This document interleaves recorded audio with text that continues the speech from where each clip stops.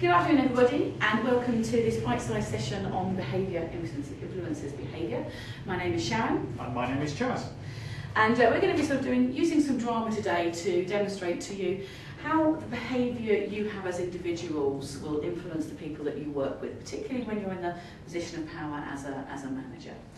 So I'll hand you over to Chaz to give you a little bit of background and then we'll get into the action from there. So when you're placed in a leadership position or a position of trust, you automatically get influence. Now that's not something I'm just saying because it sounds good. That's something that's been proven time and time again. And there's a chap called Robert Cialdini, who's a professor at the University of Arizona in the USA, who's actually written a number of books on the subject. And authority is one of the main givers of influence that you can get. So as a manager, you have an incredible amount of influence. And the influence you exert over others can be done with something as simple as 2 words. Very simple. What we've got for you now is a little bit of a scenario where something goes slightly wrong on a building site. And you're going to see some influence in action. And what I'd like you to do is just try and pick up on the things that you think, A, go right, B, go wrong, and then C, consider what should be done differently. Everybody happy with that? Mm-hmm. Yeah. Okay. Over to our building site.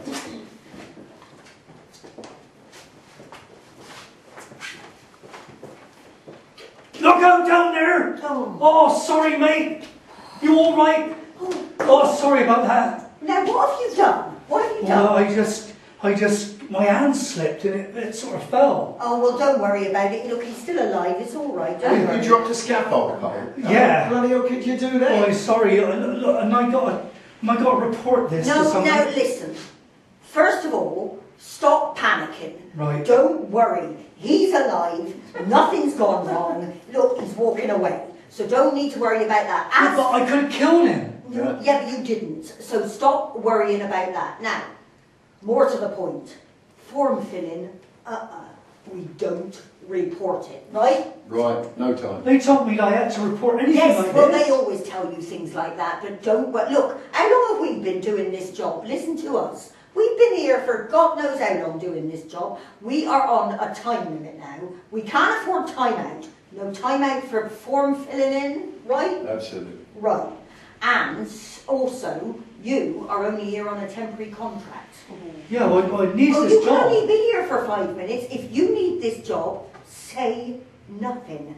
Nothing's gone on. Nothing's happened. What if someone finds out? They won't find out. He won't say anything. I'll talk to him. Because he was in the wrong place anyway. Well, he shouldn't have been there, should he? He Breaking shouldn't have rules been by there. being down there, so don't worry about him. I still feels bad about it. I forget. Now listen, I can make sure that you keep your contract. You get it for longer, okay? If you keep your gob shut. Understand? All right, Skip. Everything's fine. He's well. Nothing happened. No, he won't say nothing. He won't say nothing. Just I'll make sure he says nothing. Okay. Just go careful next time. So, what do you think's going on here then, folks? Intimidation, definitely. Intimidation? Okay, and in what way? How was Paul particularly being intimidated? I think they had to, in the end, threaten him because it looked like he was going to go and report, and they had to, because they feel they're on a short time scale. Yeah. They had to resort to threatening him with his job. Okay. So there's some intimidation, yeah? Heavy pressure on them to get the job done. The last thing they want is somebody filling out forms and taking time out.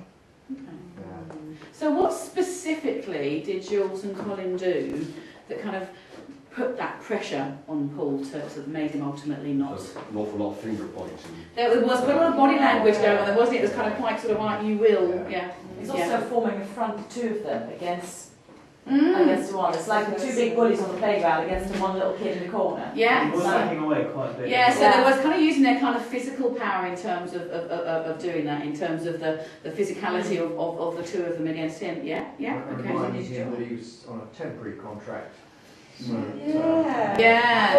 So Position. it's kind of like making it clear what he maybe has got to lose Yeah. if it doesn't turn into anything. Bribery as well, wasn't it? It's like, I'll make sure it goes, your contract's longer if you keep shut, keep quiet. Bit of I'll scratch your back if you scratch my back kind of thing, in terms of those things going on. You can see that he was definitely didn't feel right about it. Yeah.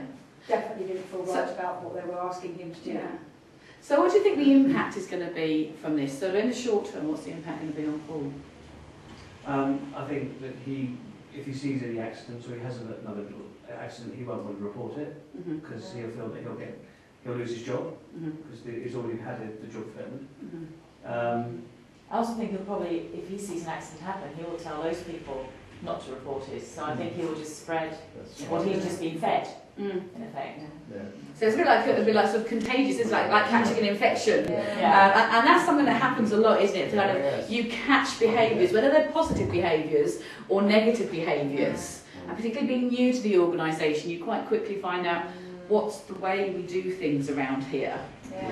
They're setting up a culture, and a bad culture. Yeah. A culture of, no, we don't do things like that, no, we don't need to report it. Yeah. And it soon just becomes the culture of the entire organisation. So why did you feel the pressure, Jules and Richard, Jules and Colin, to make him not report this? What were your reasons behind that? Well, we are on a budget and we do have limited resources. It will take time out if he has to go off filling forms in. And, I don't want our team here to get a bad reputation. And there is a time penalty on this job. So if we don't get the job concluded in the right time, we're liable to suffer that penalty. And not only that, filling in a form where no one was hurt does nothing for anybody. All it ends up with, you get a filled-in form which is put in a drawer, and you've just wasted time for no reason. Because nobody looks at it. No, nobody looks. So, which is interesting. So if the process is nobody looks at it, it's one thing. But what if no one does do anything about this, and Paul maybe makes the same mistake again in the future? What might be the impact if maybe next time the person doesn't move out of the way? Well, I mean, to be fair, I suppose we were lucky there that he didn't get hurt. Because obviously, if somebody does get hurt, then we would have to go down that road of filling things in. I think as a management tool, because we've been tough on him, he'll think twice about mishandling things, and he'll hang on to scaffold poles a bit more securely in the future. And what about the other person though, down the bottom? Because they obviously were going in an area where they weren't meant to be. That's right. So if we don't kind of report it and they don't learn from that, maybe they go somewhere else that's dangerous. No, we'll go down and tell him. I mean, we actually said that when we were talking. Yeah. I'll make sure I go down and tell him he was in the wrong place. He'll have to know. He'll have to know he was in the wrong But place. you've got to tell people firmly. You can't be, wishy-washy. We can't suffer fools gladly. No, not not at all. It's only your two words that he's in the wrong place to intimidate him. He doesn't know he's in the wrong place. Yeah, but He knows he's in the wrong place, in the wrong place, but it's what you're saying. Yeah, We but don't know it, so we're just sitting here. He doesn't know it. He's feeling even worse now. And he thinks, okay, the other guy's in the wrong place, they must be right. So how are you feeling then, Paul? Sorry, I just want to keep my job. okay. And I just, I'm scared now because I thought they taught me when I was taken on that I had to report everything. And that was, the safety was uppermost. Yeah. And now what I've been told today was I can't take it in because it means I've got to think differently. So what are you going to do in future if you have an accident? Well, it's going to be difficult. I'm just going to have to keep stum, isn't it? Ray, sorry, you're going to make a comment. So the pressure is obviously coming from way above the supervisor, because she said they cut the budget, and that means that the pressure is on them to get the job done on time with less resources than they really should have.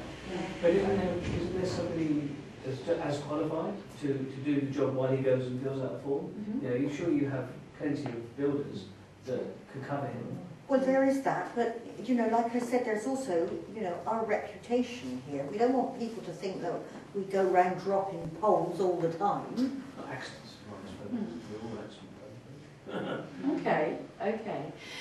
So we're saying there's a number of things. So there's a pressure coming down, and it's true. We've talked about sort of things being contagious that way, just sort of across the organisation. But actually, the messages you get from every direction all the way through will have an impact on people as well. So that behaviour influencing behaviour comes from people at all different levels in the organisation. But it's not really an excuse, is it? Just because they're pressurised doesn't mean it's an excuse. Yeah.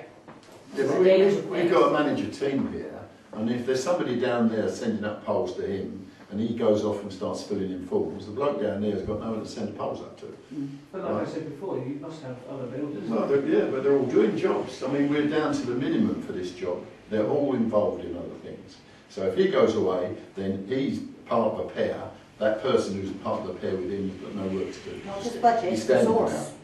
So it's interesting that we've got some quite deeply ingrained beliefs here, haven't we? So it's obviously these guys, you're coming up with reasons why not, but they're kind of really blinkered at the moment because that's the way they've been working. You've been in, what, 10, 15 years in these jobs, longer than that maybe? And so that's what you've got used to.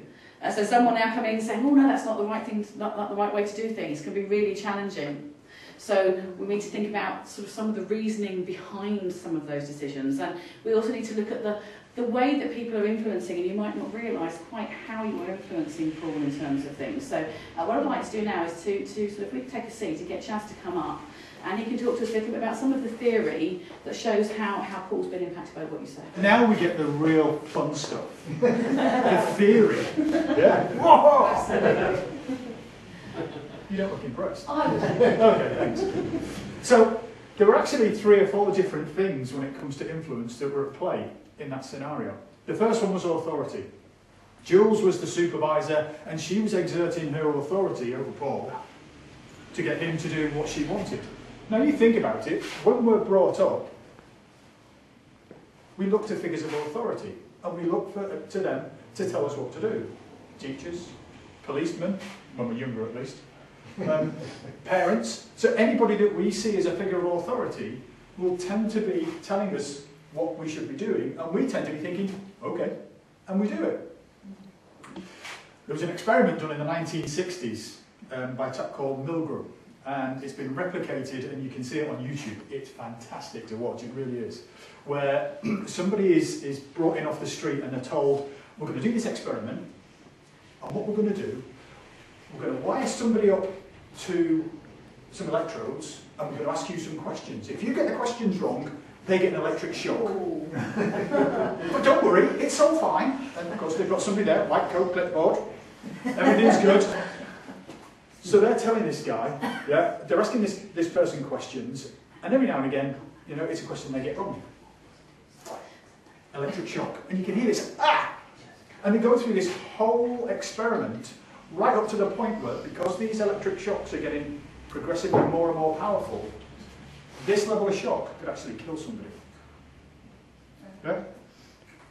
And they give the wrong answer, and they press the button, and there's nothing. It's just dead quiet. That's a setup. And the person that's in there answering the questions doesn't know that there's actually nobody hooked up to anything. But they're trying to see how far the person will go because he's being told to by somebody with a white coat and a clipboard or somebody in authority. And they go all the way through this. And the recently redone one, I think Michael Portillo was involved in it. And in it, somebody says at the end, I can see now how Hitler got as far as he did. Just because you do things that people tell you when you're in authority. And that's what Paul was doing with Jules. Interesting experiment, like I say, fantastic to watch, it's really good fun. Also what was used by Jules was scarcity. Scarcity is something else. If you think of things that are scarce, you want them that bit more. Advertisers know this, they do it all the time. We'll just put a few things out on the market so that you can go and buy them. Now here we are in November, this is going to happen more and more over the next couple of months because we're coming up to a particular time of year and people want to buy more stuff. So they're going to take them off the shelves so that you want them more. And what Jules did, she said to Paul, you're only on a temporary contract. So she's then playing into that whole scarcity thing by trying to make him think, I'm not going to have a job. I've no. She also then used what's called reciprocity. You scratch my back, I'll scratch yours. If you don't report this, I'll make sure you get something in return. Now that is a huge driver when it comes to influence. Yeah? If I say to you, can you do me a favour? And you say, no, okay. And then you do it. If you then say to me, you're welcome, you just missed a trick. If you say to me, no problems, can you do something for me in return? There's going to be that much more of an incentive for me to do something back for you. So now Paul will probably do something for Jules just because he thinks she's done him a favour, even though actually, probably not. So you can see in that scenario that we just played out, there's a fine line between influence and manipulation. And it's not a difficult one to cross. It seemed quite easy for them to cross it.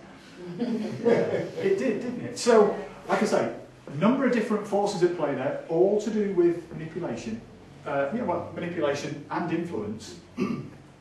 Some of the science around this is amazing, but if we get really into the sciencey stuff, that it can be quite, dry. There was one other actually that was all the ones you talked about there were the ones that very much from the leader taking the position, but actually Colin as well was one other thing that he took, because as the colleague and the peer pressure. So actually it's not always the influence coming from above. Actually it's that desire to be like someone, and what Cialdini calls it is social proof. So people like me. So if someone who I think is like me thinks it's a good idea, then I think it's a good idea. So that's combined with the boss is saying you might lose your job, and actually this guy who is like me, he says it's okay. Put those two things together, and we do that. And all of this theory is based on those things that naturally influence us as human beings. We're kind of hardwired when these things happen. And in the same way, we naturally influence people. We don't even realise half the time that we're doing it, and that we're influencing people in that way. So what I'd like you to do is just to have a discussion for a couple of minutes with sort of a person or a couple of people next to you. And I'd like you to think about when you have been influenced by someone else's behaviour. So something that someone else did that maybe made you think about doing something that you weren't comfortable with in the workplace. And particularly those kind of things that maybe around anything around health and safety and things. And likewise, were there ever any occasions when you maybe influenced someone else, when you think your behaviour, without you realising, might have influenced someone else, or passed that line into manipulating them without you realising? So you need to think about some of the things that you might have done, and obviously, particularly in terms of things like health and safety. So if we just take a couple of minutes to have a chat amongst yourself, just in twos or maybe in threes. We've got sort of three threes, I think, here. So have a little chat about your experiences, and then we will come back for a final little conversation with these guys. We'll get you to do the same thing yourselves.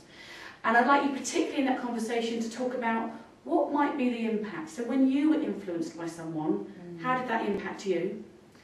When you've influenced someone else, what might have been the impact? There was obviously a real impact, but again, with this one, there may well be a longer-term, serious impact from a health and safety point of view. So if you talk about it from your own situations, then we'll come back and finish with these guys. Okay, it's just a couple of minutes in your threes. I noticed when Sharon was just talking about how you might have negatively influenced people in the past. There were a lot of what's going on there. So, yeah. So we might be here sometime. I just thought I'd point that one out.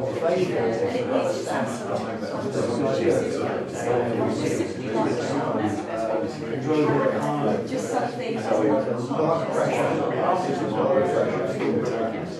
So what about you guys then? Just to share a couple of examples of things that you might have influenced someone, maybe not in the most positive of ways.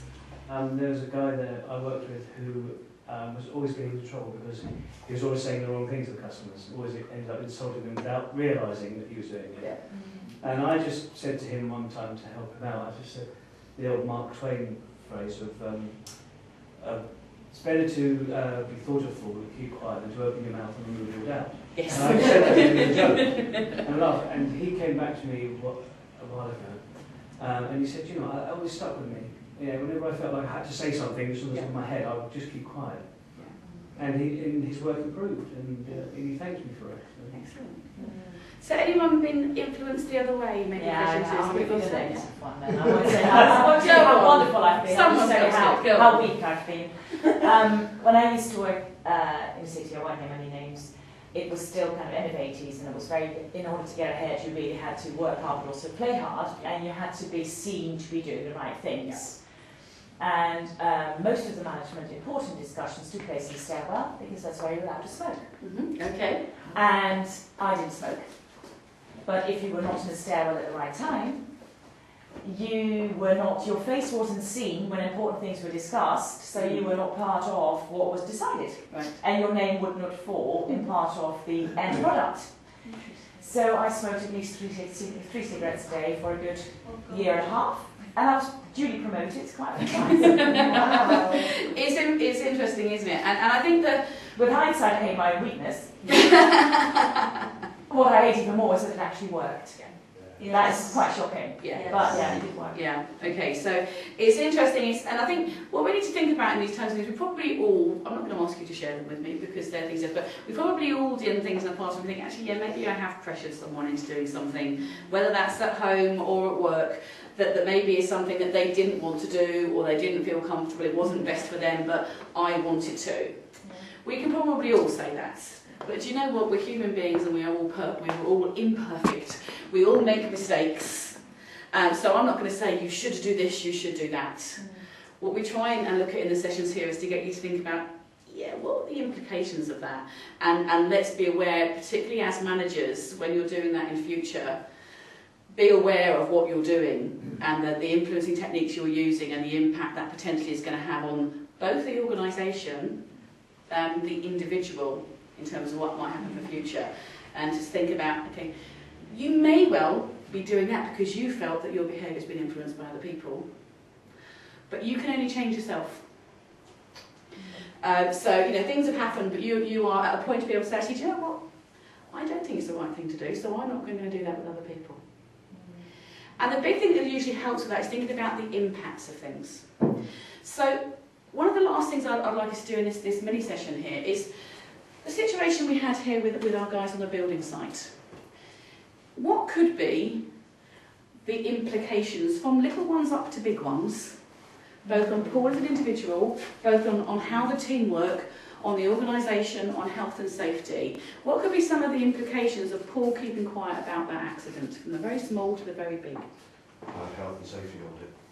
Of the safety audit, yeah, so something gets picked up. Maybe then someone comes around and he feels like he can't keep a secret any longer because he feels pressured into it, and he tells them, and it all comes out from that point of view. Or the person who's downstairs maybe doesn't keep quiet as much as Jules thought, oh, I'm going to buy a scarf from her now. She's not happy about that idea at all, are you, Jules? Okay, so health and safety audit, it all comes out. Yeah, what might be other implications? This time it was a near miss, yeah. But next time it could be a hit, yeah. And somebody could get seriously injured just because you're doing things exactly the same way.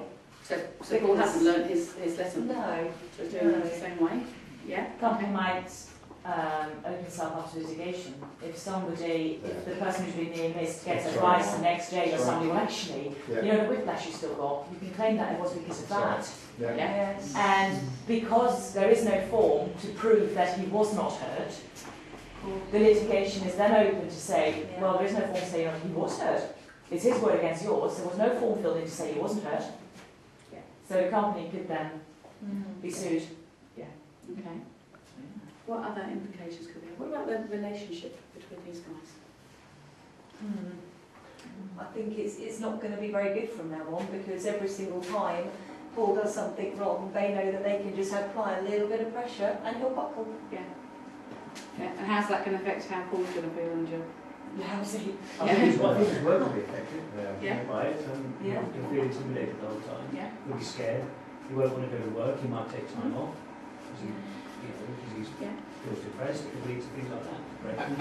As there was no discussion about how the pole descended to the ground, there's every chance that you could make that same mistake again. And proper procedures should be discussed there and then. But the alternative is that Paul thinks he can get away with anything because the boss is on his side. Yeah, exactly, because you've had the reciprocation there. I can have something. Yeah. Or possibly, Paul thinks he can do anything now. Any rules can be broken. They've just said we don't do this. So how does he know which rules it's okay to break and which rules it isn't? And next time he's going to say, oh, I'm not going to go to them because they'll tell me I'm just going to not do it. Wow. And so thinking about someone working on a building site, not following the rules, what's the implications of that potentially? Yeah, we mentioned the death word a couple of times earlier on. Yeah, dead. Yeah, you could ultimately end up with someone dead. What's that going to mean for the contract? You lose the contract, you will be out of work. What's that going to mean for the jobs? All the jobs are going to go, the organisation certainly won't be required. What's that going to mean for the future of these guys and how they feel when they've been responsible for someone dying? That's just well, the most therapy. powerful thing. It's to do with their personalities. Probably therapy. One person might not feel sad Yeah. as the other. Okay. It's not always the same. No, that's true. So, so you guys, we're kind of just for the last little bit, and having sort of had a bit of a discussion and got the input from our good colleagues. So,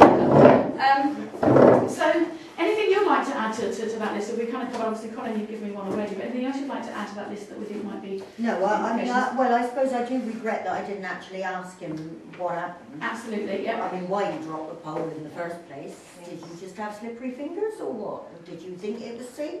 Well, I thought it was going to rest on the boards. So I was putting it down, and I thought the boards were high enough so they wouldn't slip. They weren't. Yeah. And it went. Right. So we need to talk about procedure there then, don't we? Yeah. So have you ever been trained on doing that, Paul? No, I mean, that's what I've done before, but... But you've never been trained here in what you do, so maybe No. there's a gap in that training which you wouldn't have found out if you hadn't actually asked him about things. No. Okay. So what are your thoughts now about sort of that conversation and how that went? Well, I guess it could have gone better. I mean, what was interesting listening to all of you was the thing you said about the sort of the reputation of the entire team, and if we lose the contract, and because of the implications and stuff, and that's what I really am keen to avoid, because obviously we talked about the pressure that we're getting already, and I suppose I'm thinking by saying nothing, that's maybe a short-term gain, but possibly that's long-term bad news, isn't it? I think it's interesting because actually you have got the right intention that you're wanting to save the reputation of the team. Yeah. You want them to see well, you want the job to be completed, so you've got a good intent behind it. Yeah.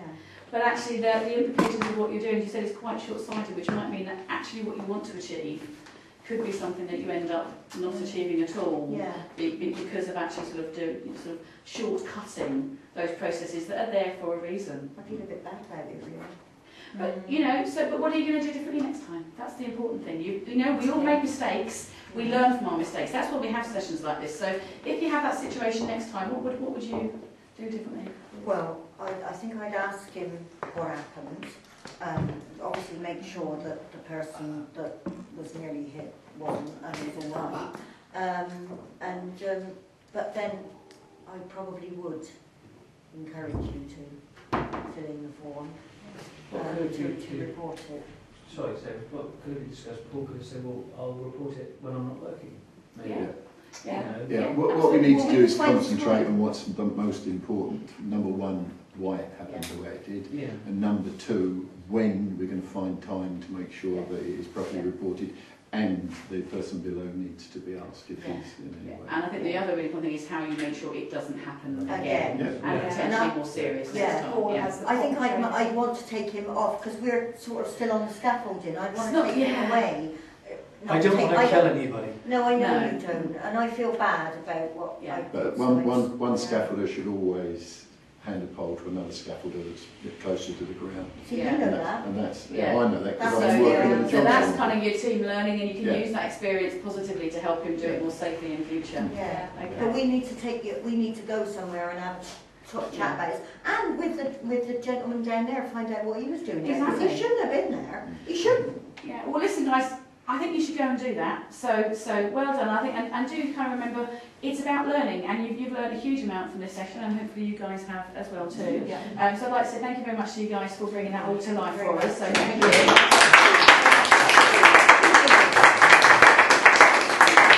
We'll be sending you some follow-up work so that you can have a look at how we sort of embed these things back in the workplace and think about the actions that you can take, both when you might be influencing other people and when potentially you might be feeling that you're influenced negatively by other people, so how you can deal with both of those, and those are things that we'll look at in the future with you. But for now, thank you very much, and thank you to Chaz, and we'll see you again soon. Thank you. Thank you.